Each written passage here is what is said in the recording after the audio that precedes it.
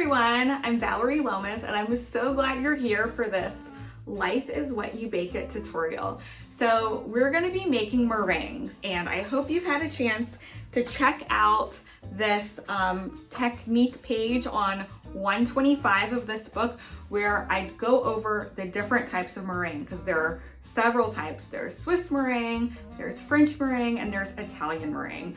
And in this book, most of the recipes use a French meringue, which is actually the most common, but also, fortunately for us, the most simple to make. But I also make an Italian meringue in one of the recipes. So I'm gonna go over and show you guys that also. And meringues, they're like magical when it comes to baking, because whether you're making a souffle or a chiffon cake or macaroons, they're gonna keep your desserts really nice and airy. So we're gonna start by doing a demo of how to make a French meringue. So a French meringue can be made entirely in the stand mixer.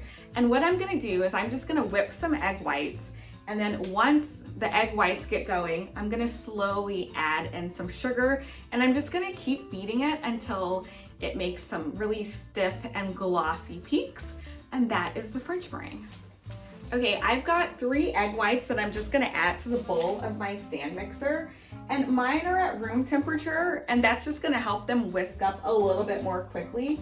And I'm gonna whisk them until they are frothy and start to have soft peaks, which is gonna take about 2 minutes. And I'm whisking on medium. You don't wanna start too high. Okay, so my egg whites, they are now nice and frothy.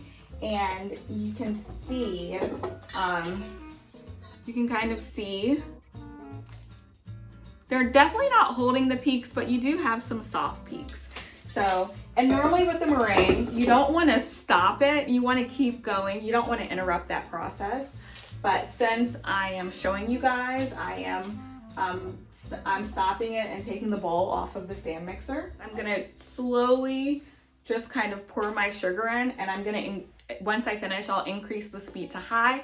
I'm gonna beat another 2 to 4 minutes until we have nice stiff, glossy peaks. I'm gonna show you guys how to test for stiff peaks. But first, go back to medium, and I'm just gonna kind of pour my sugar in a little stream.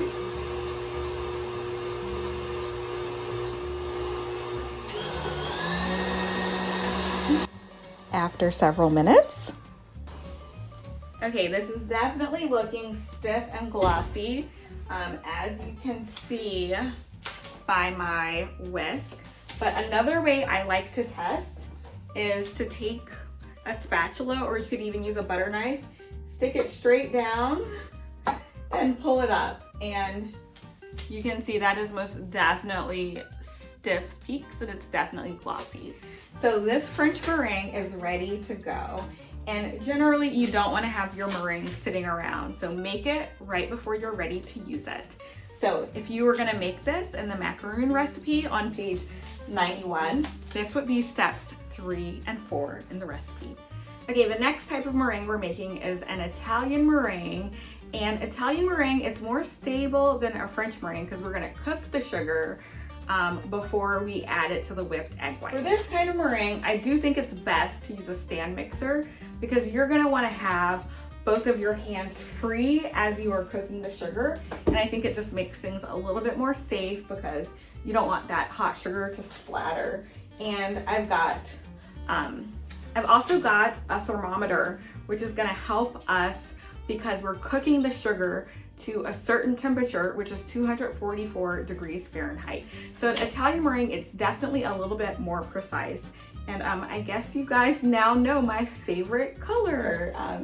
It is kind of all over my kitchen and my life and my heart. Okay, but let's make this Italian meringue. So much like the French meringue, it's just gonna start with whipping some egg whites in the mixer. The thing about the Italian meringue though, it's all about timing.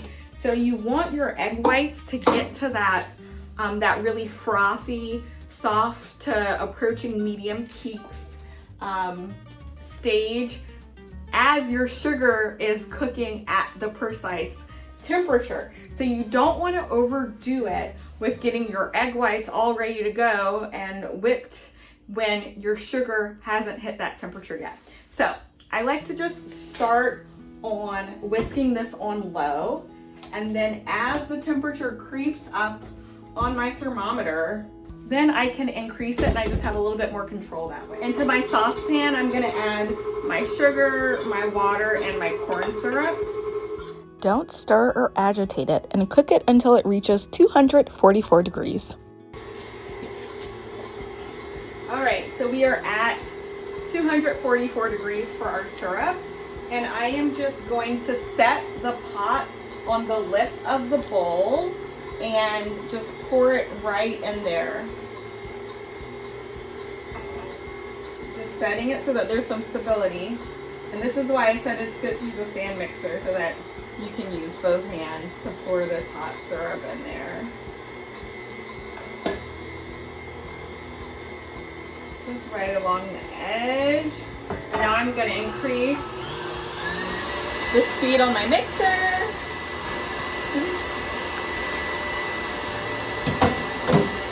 And you see some steam coming out, and I'm just gonna let this go until it kind of cools off a little bit and we have a nice glossy, stiff Italian meringue.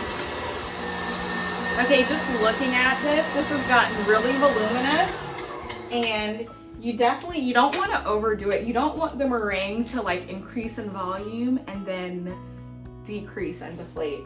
So, I mean, we've definitely got our stiff peaks, and it's cooling down, and I just let this go on high for several minutes. And that is it. We now have an Italian meringue, and like I mentioned, this is a lot more stable than the French meringue. Thank you for watching all about making meringues, and I hope that you put some of these techniques and skills to use when you make those chocolate mint moon pies, or the chiffon cake, one of the soufflés, or of course the macaron. So make sure you check out the other tutorial videos. All right, thanks.